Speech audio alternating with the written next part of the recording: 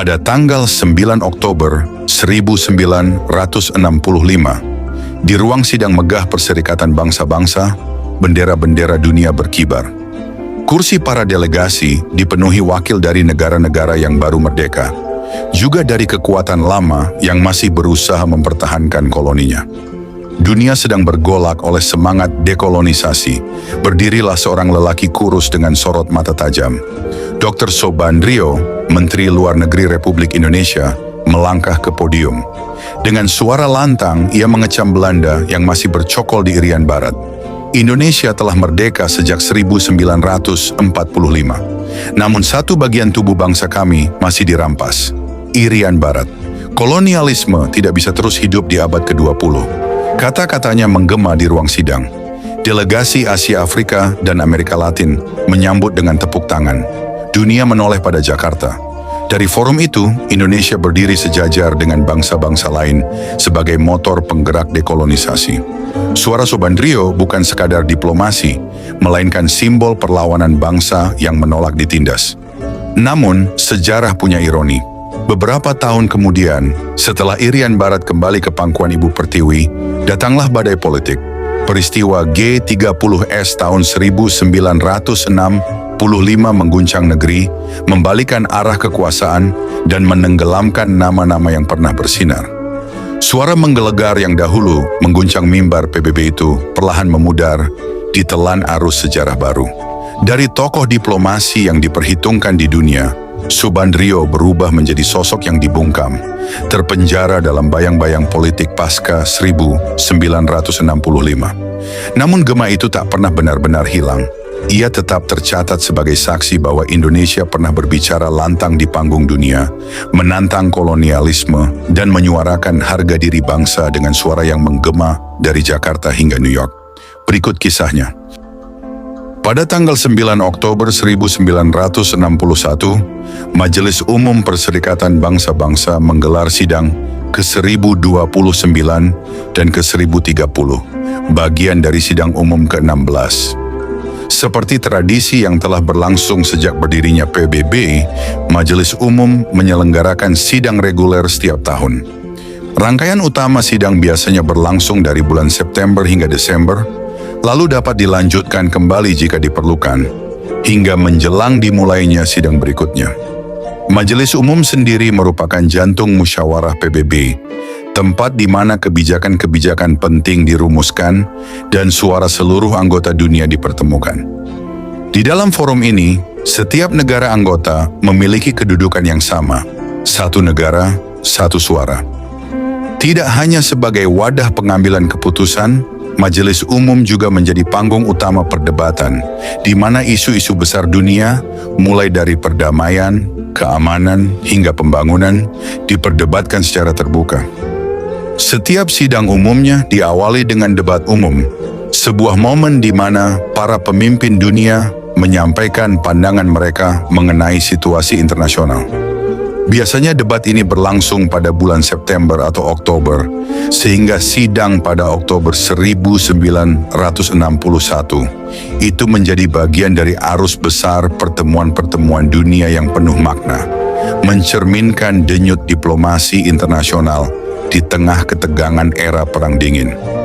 Berkaitan dengan itu, pada tanggal 9 Oktober 1961, dunia menyaksikan salah satu momen penting dalam sejarah diplomasi Indonesia di panggung internasional. Di hadapan Sidang Umum Perserikatan Bangsa-Bangsa (PBB), Menteri Luar Negeri Indonesia, Dr. Sobandrio menyampaikan pidato yang bukan hanya mencerminkan sikap politik luar negeri Indonesia, tetapi juga menggambarkan ketegangan dunia pada masa Perang Dingin. Saat itu, dunia berada di tengah rivalitas dua kekuatan besar, Amerika Serikat dan Uni Soviet, yang saling berlomba memperkuat pengaruh politik, ideologi, dan persenjataan nuklir.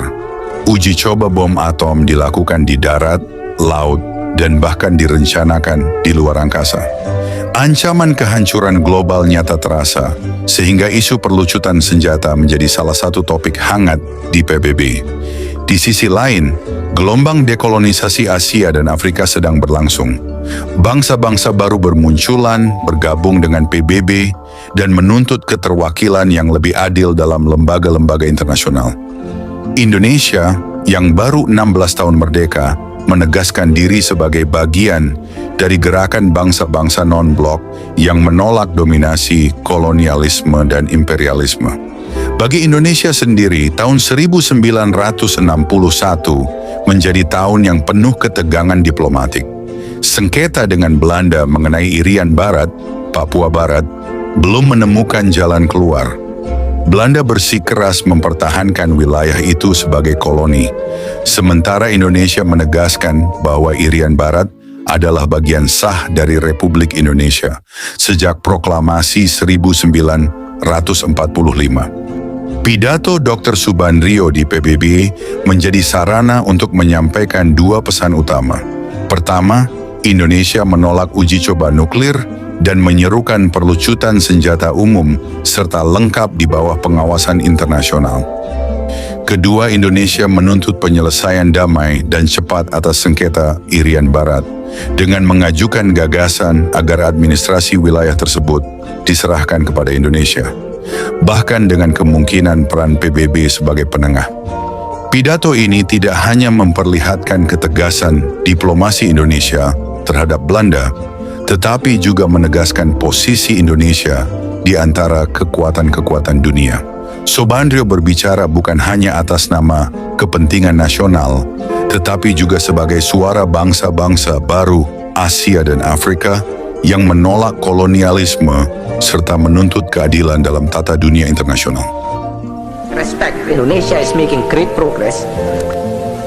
If in 1945, the United Nations was the bright hope of a war-shattered, weary world, today it must be the catalyst to build the world anew. The requirements and the challenges are different today from yesteryear. Even the United Nations today is not the United Nations of 60 years ago. With the emergence of newly independent nations of Asia and Africa, its membership has doubled in number and continues to increase from year to year. Present realities also make it imperative that the nations of Asia and Africa be adequately represented in the Security Council, the Economic and Social Council, as well as in other main bodies and agencies of the organization. We consider that positive steps toward the expansion of these organs in conformity with the principle of equitable geographical distribution should be taken at this session of the General Assembly. Finally, the Secretariat of the United Nations itself must conform also to present realities. The office of the Secretary General has become an enormous one, too great for any man to carry alone. It is not a question of finding a neutral man or finding a true civil servant. It is a problem of the office itself, which has come to be more than a pure administrative organ.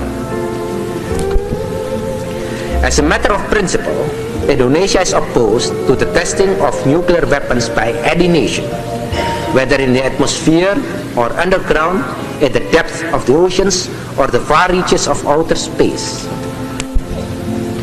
However, harmful as these tests may be in polluting the air we breathe, immoral as they may be in constituting a means for perfecting instruments for the destruction of mankind, we know too that the prohibition of these tests is not sufficient unto itself.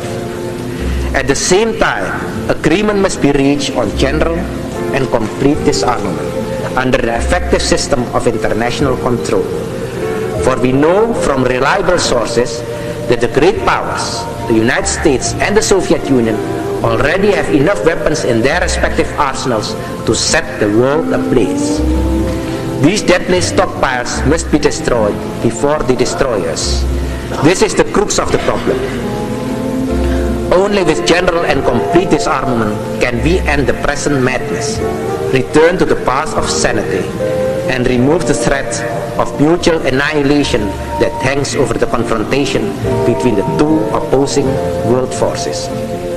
First, the plan of Westerlers in its present form cannot solve the problem of West Irian peacefully, and subsequently cannot solve the dispute between Indonesia and the Netherlands.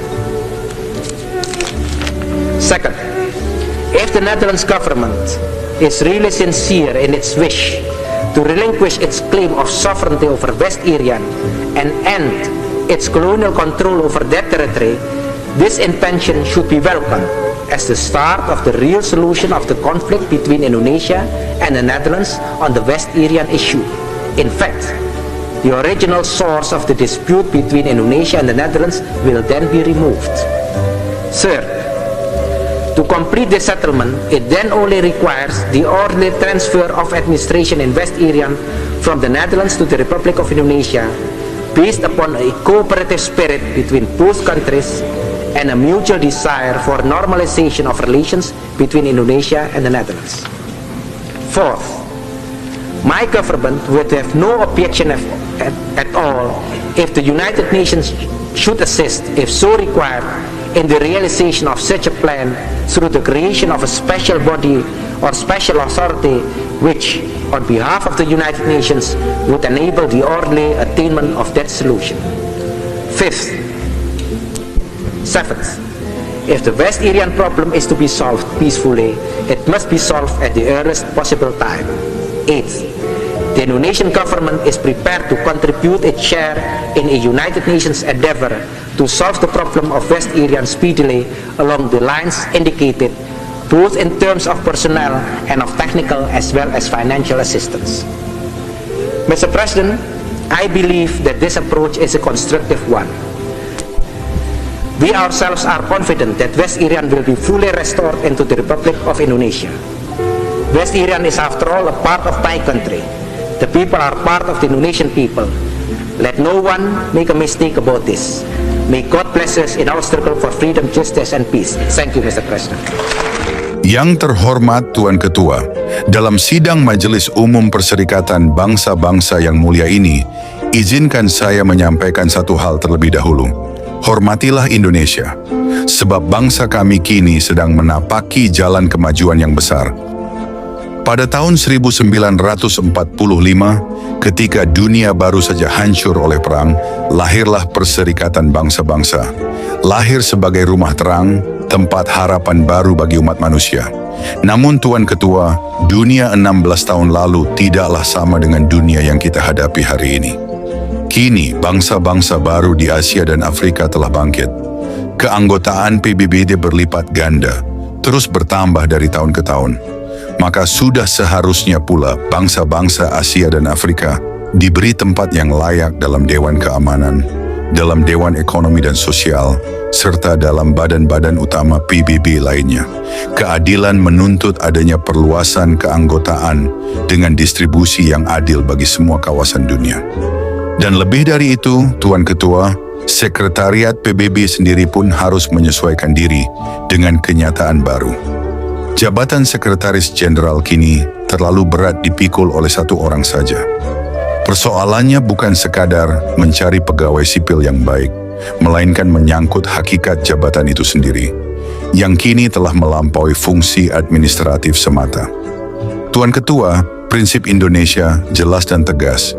Kami menolak uji coba senjata nuklir di udara, di bawah tanah, di laut, bahkan di ruang angkasa. Uji coba itu berbahaya bagi umat manusia.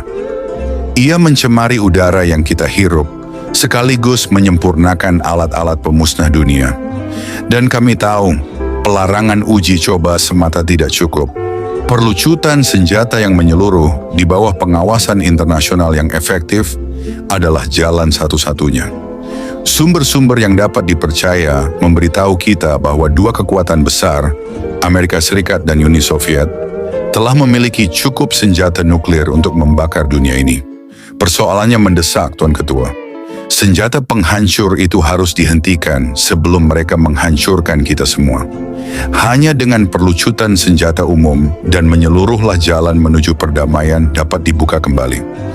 Tuan Ketua, sekarang izinkan saya berbicara tentang Irian Barat. Rencana Belanda dalam bentuknya sekarang tidak akan pernah bisa menyelesaikan masalah ini secara damai dan menyeluruh. Kunci persoalannya jelas. Belanda harus mengakhiri kekuasaan kolonialnya di Irian Barat dan melepaskan klaim kedaulatannya.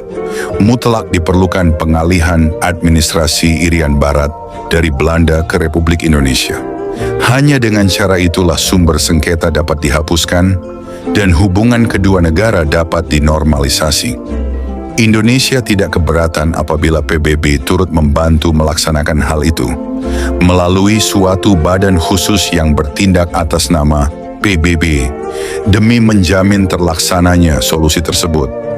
Namun satu hal harus diingat, jika masalah Irian Barat hendak diselesaikan secara damai, maka ia harus diselesaikan segera. Indonesia siap memberikan tenaga, dukungan teknis, bahkan dukungan keuangan melalui PBB demi penyelesaian yang cepat dan adil.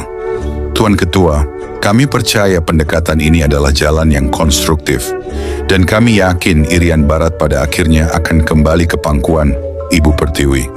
Pada saat itu, dunia akan menyaksikan bahwa kebenaran dan keadilan pada akhirnya selalu menemukan jalannya.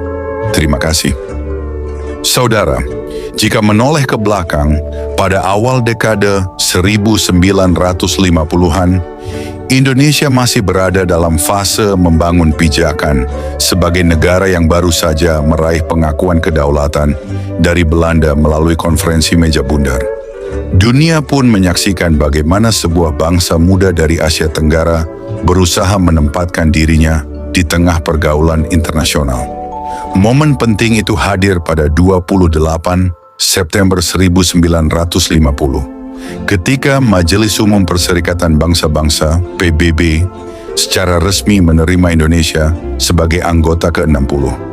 Keanggotaan ini bukan sekadar formalitas, melainkan pengakuan dunia internasional bahwa Republik Indonesia benar-benar berdiri tegak di panggung global. Namun perjalanan Indonesia di PBB tidak selalu mulus. Memasuki pertengahan 1960-an, arah politik luar negeri Indonesia di bawah Presiden Soekarno semakin tajam ke arah konfrontasi dengan Blok Barat. Situasi ini berpuncak ketika Malaysia terpilih menjadi anggota tidak tetap Dewan Keamanan PBB pada 1965. Sementara di saat yang sama Indonesia sedang melancarkan konfrontasi Dwikora melawan Federasi Malaysia. Bagi Soekarno, hal itu merupakan bukti bahwa PBB tidak lagi berpihak pada keadilan, melainkan menjadi alat kepentingan negara-negara besar. Dalam suasana penuh ketegangan itu, Soekarno mengumumkan bahwa Indonesia keluar dari keanggotaan PBB pada 7 Januari 1965. Sebagai gantinya, ia menggagas sebuah lembaga tandingan bernama CONEFO, Conference of the New Emerging Forces, yang dimaksudkan menjadi wadah negara-negara baru dan kekuatan progresif dunia. Namun gagasan ini tidak pernah berkembang menjadi kekuatan nyata dan justru menandai masa isolasi Indonesia dari forum internasional. Setahun kemudian, situasi politik dalam negeri berubah drastis. Peristiwa G30S 1965 mengguncang stabilitas nasional dan melahirkan perubahan besar dalam kepemimpinan. Di bawah kendali Jenderal Soeharto yang kemudian naik menjadi presiden, arah kebijakan luar negeri Indonesia berbalik menuju pendekatan yang lebih realistis dan terbuka pada kerjasama internasional. Dalam kerangka itu, keanggotaan di PBB kembali dipandang penting bagi kepentingan nasional. Akhirnya, tepat pada 28 September 1966, 16 tahun setelah pertama kali bergabung, Indonesia kembali diterima sebagai anggota PBB. Keputusan ini menjadi simbol berakhirnya masa keterasingan Indonesia dari dunia internasional, sekaligus membuka jalan baru bagi peran aktif Indonesia dalam diplomasi global. Sejak saat itu, Indonesia tidak hanya menjadi anggota biasa, tetapi juga tampil sebagai salah satu negara berkembang yang aktif memperjuangkan kepentingan dunia ketiga, perdamaian, dan kerjasama internasional di bawah naungan PBB. Ketika Dr. Subandrio menyampaikan pidatonya di PBB pada tanggal 9 Oktober 1961, ia menjabat sebagai Menteri Luar Negeri Republik Indonesia. Subandrio menjabat sebagai Menteri Luar Negeri Indonesia sejak 9 April 1957 hingga 28 Maret 1966 di bawah pemerintahan Presiden Soekarno. Selain memimpin Kementerian Luar Negeri, ia juga merangkap beberapa jabatan penting lainnya, antara lain sebagai Wakil Perdana Menteri, kedua pada tahun 1960, dan Menteri Hubungan Ekonomi Luar Negeri pada tahun 1962. Sebagai Menteri Luar Negeri, Subandrio dikenal sebagai arsitek utama kebijakan luar negeri Indonesia yang condong ke kiri. Ia berperan penting dalam mempererat hubungan dengan Republik Rakyat Tiongkok, serta merumuskan kebijakan konfrontasi dengan Malaysia pada awal tahun 1960-an. Dalam kiprahnya di dunia internasional, Subandrio beberapa kali mewakili Indonesia di Sidang Umum Perserikatan Bangsa-Bangsa, PBB. Salah satu pidato terkenalnya disampaikan pada 9 Oktober 1961 dalam Sidang Umum PBB ke-16, di mana ia menekankan isu-isu global seperti perjuangan kemerdekaan, perdamaian dunia, dan pembangunan. Pada tahun berikutnya, 1962, ia kembali berpidato di hadapan Sidang Umum PBB untuk menyampaikan sikap Indonesia terkait konfrontasi dengan Malaysia, menuntut pengakuan atas kedaulatan serta posisi politik Indonesia di kawasan. Ketegangan hubungan dengan Malaysia berujung pada keputusan Indonesia keluar dari keanggotaan PBB pada tahun 1965 setelah Malaysia terpilih sebagai anggota tidak tetap Dewan Keamanan. Langkah tersebut menandai puncak kekecewaan Indonesia terhadap lembaga internasional itu. Sebagai tokoh penting dalam sejarah politik luar negeri Indonesia pada era Presiden Soekarno, Subandrio meninggalkan jejak yang kuat melalui kebijakan dan sikap diplomasi yang ia bangun di tengah dinamika Perang Dingin dan ketegangan kawasan Asia Tenggara. Namun demikian, setelah peristiwa Gerakan 30 September G30S tahun 1965, Subandrio dituduh sebagai salah seorang tokoh yang turut bertanggung jawab. Ia dianggap dekat dengan Partai Komunis Indonesia (PKI) dan menjadi salah satu target politik utama pada masa peralihan kekuasaan dari Presiden Soekarno ke Soeharto. Akibatnya, pada tahun 1966, ia dicopot dari jabatannya dan kemudian dijatuhi hukuman penjara seumur hidup. Sebagai tokoh penting dalam sejarah politik luar negeri Indonesia, pada era Presiden Soekarno, Subandrio meninggalkan jejak yang kuat melalui kebijakan dan sikap diplomasi yang ia bangun di tengah dinamika Perang Dingin dan ketegangan kawasan Asia Tenggara.